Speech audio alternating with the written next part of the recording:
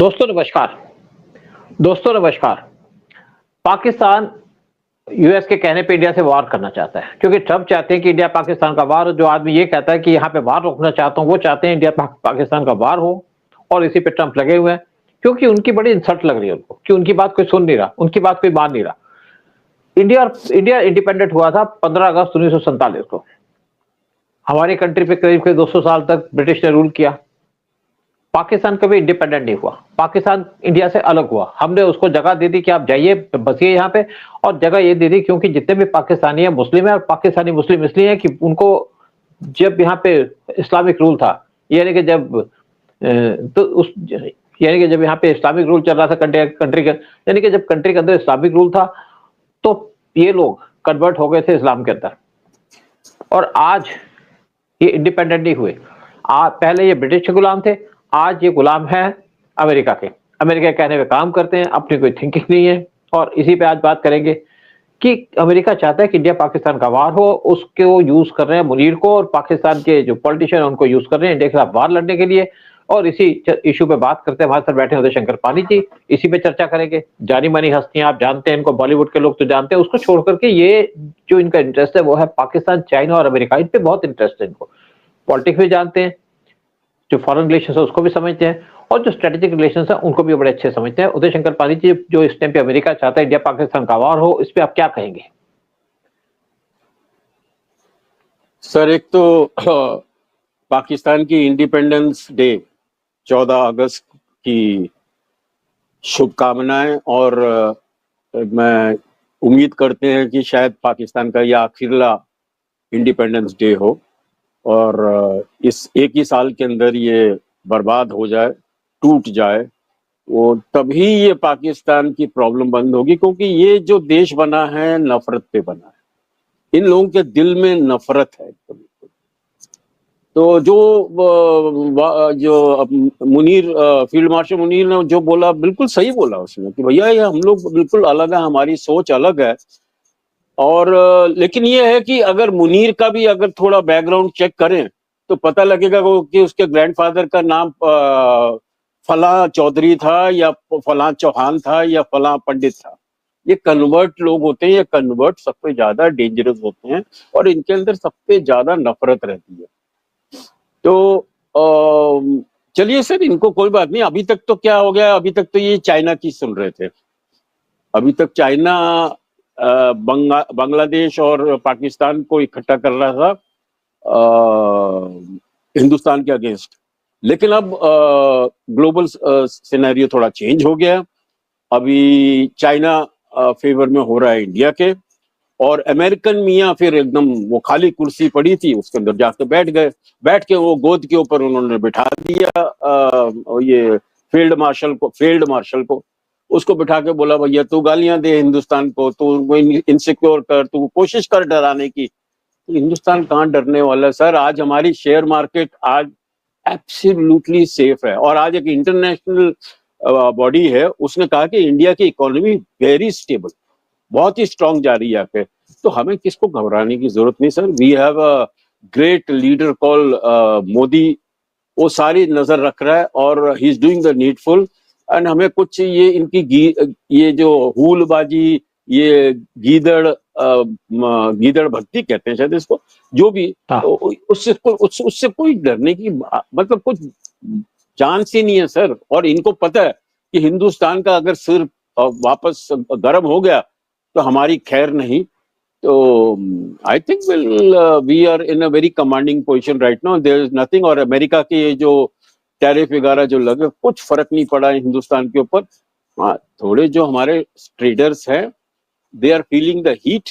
लेकिन trust me, मैं आपको 1 महीना दे रहा हूँ, वो एक बारी मुलाकात हुई कि नहीं मोदी और ट्रंप की, ये सारी जो डिफरेंसेस हैं सब सेटल हो जाएंगे, and India will be back in its marching mood. बिल्कुल ठीक है। देखिए, ना भी हो तब भी हमें कोई चिंता नहीं है, आवाज बहुत स्ट्रांग है। अब हम बात करते हैं कि पाकिस्तान क्यों अमेरिका कहने पे हमसे वार लड़ना चाहता है। देखिए, जब अप्रैल 15 को एक मुनीर ने स्टेटमेंट दी थी कि हिंदू और मुस्लिम डिफरेंट है, और पार्टीशन को जस्टिफाई किया।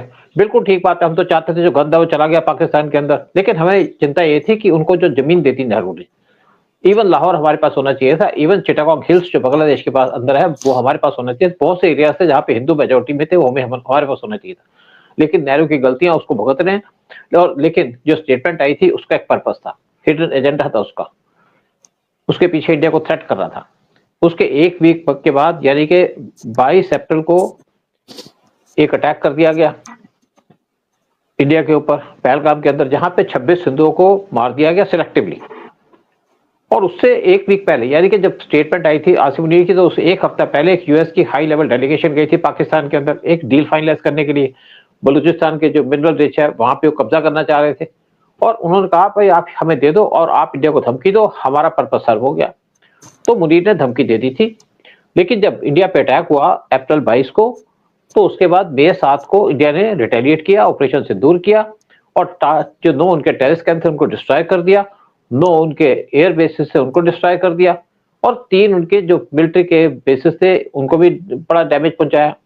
तो पाकिस्तान ने कहा जी हमसे अब गलती हो गई, अब हम पीस करना चाहते हैं। हमने कहा ठीक बात है, हम भी आगे बात नहीं करना चाहते थे, लेकिन साथ में इंडिया ने काम किया कि इंडिया ने इंडस वाटर ट्रीटी को सस्पेंड कर दिया। जैसे पीएम मोदी ने कहा था कि blood and water can not flow together, हमने उसको सस्पेंड कर दिया, क्योंकि 80% पानी जाता था पाकिस्तान के अंदर और 20% आता था हमारे पास।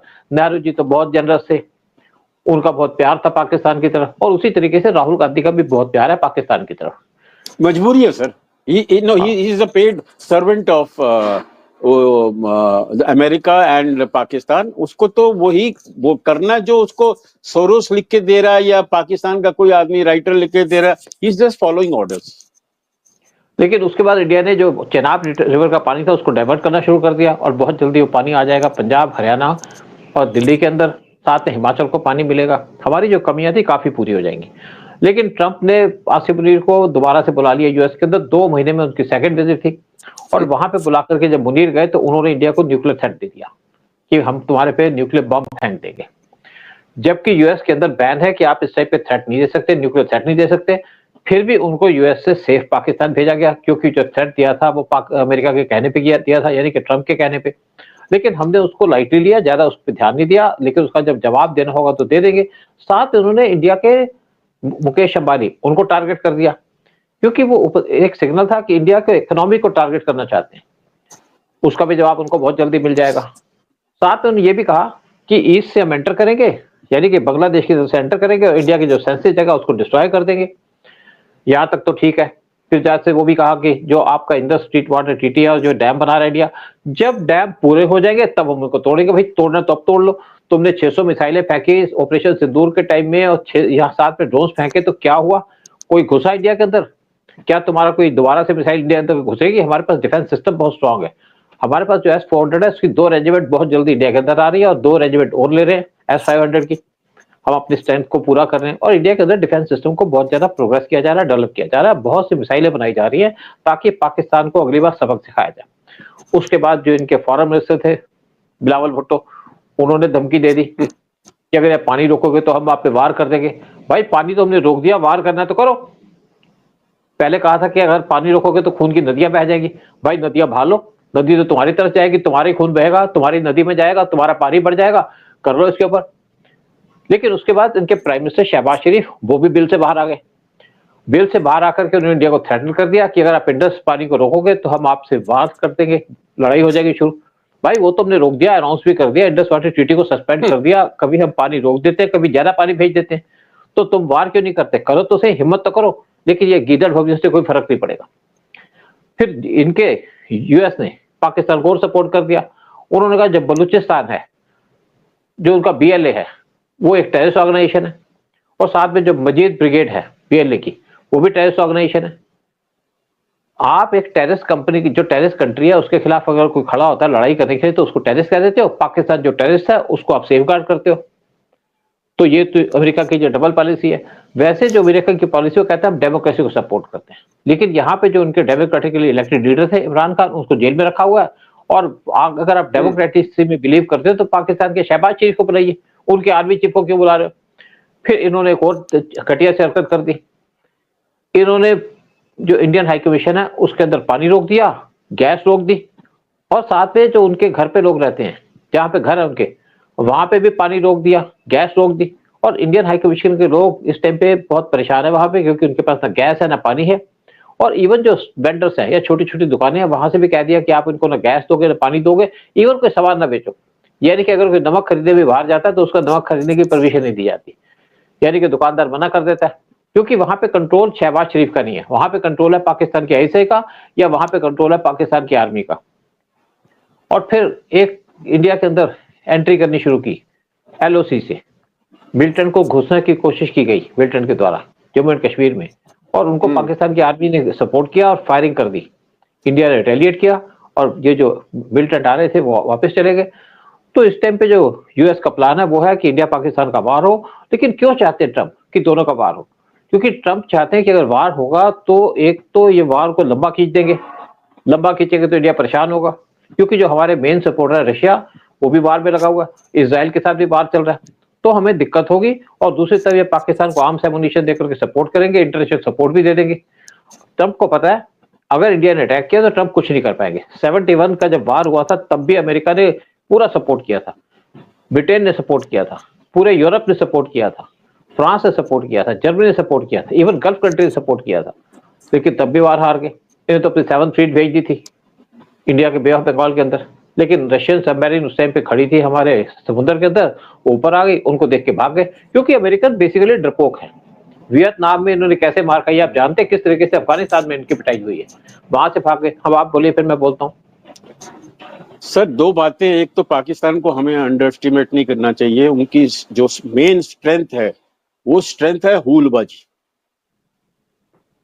वो अपने आप से भी झूठ बोलते हैं और कुछ भी बोल रहे हैं वो बिलीव कर रहे हैं। उनको पता है कि झूठ है, उनको पता है कि कोई फर्क नहीं पड़ने वाला इंडिया के ऊपर।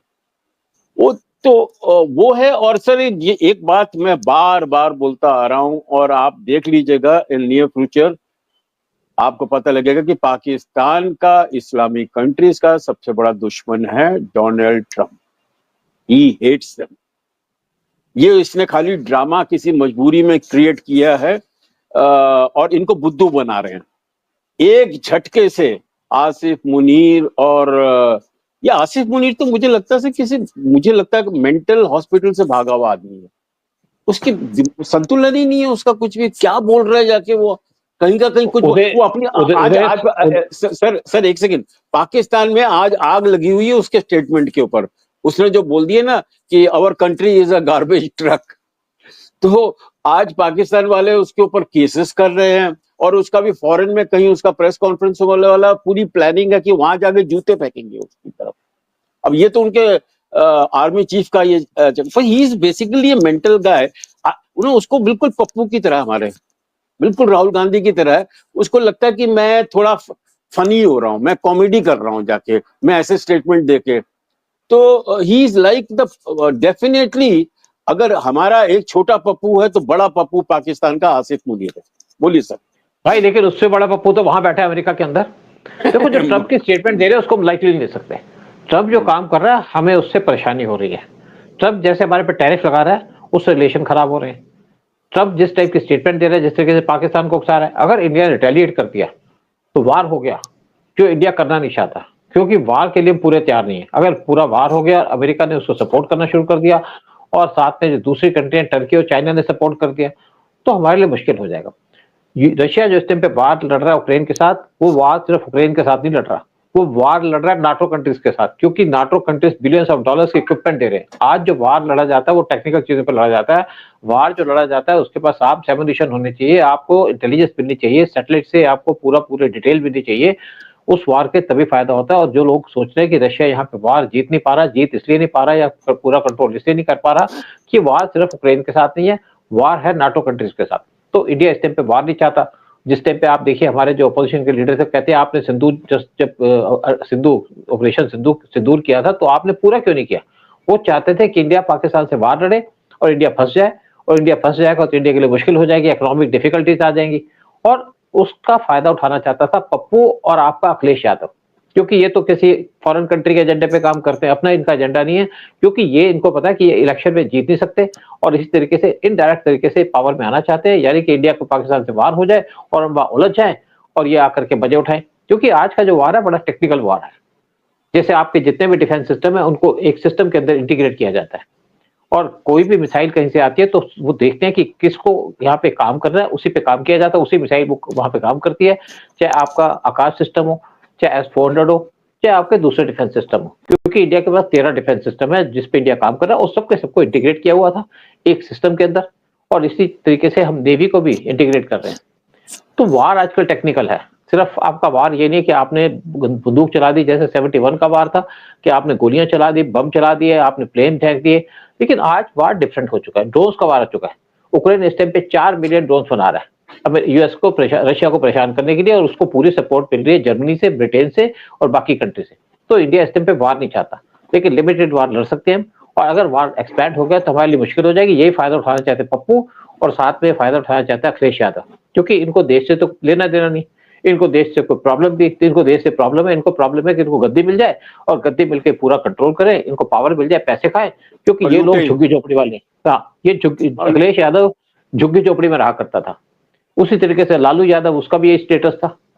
और आप ममता को देख लीजिएगा, उनका क्या स्टेटस था, साड़ी वही पहनती हैं, लेकिन इनका स्टेटस उसी टाइप का था। ये किसी तरीके से पावर में आना चाहते हैं और एक्सप्लॉइट करना चाहते हैं, कुछ ये चाहते हैं कि हिंदुओं को यहाँ से निकाल दिया जाए या कन्वर्ट कर दिया जाए, जैसे आपके वेस्ट बंगाल के अंदर हो रहा है। और जो आपकी कांग्रेस पार्टी है वो तो क्रिश्चियनिटी में कन्वर्ट करना चाहती है। अखिलेश यादव ने तो पूरा कंट्रोल कर रहा था यूपी के अंदर, सारे मुसलमान जो गुंडे थे उनको बैठा के रखा हुआ था, और योगी ने आने के बाद सबको हटा दिया।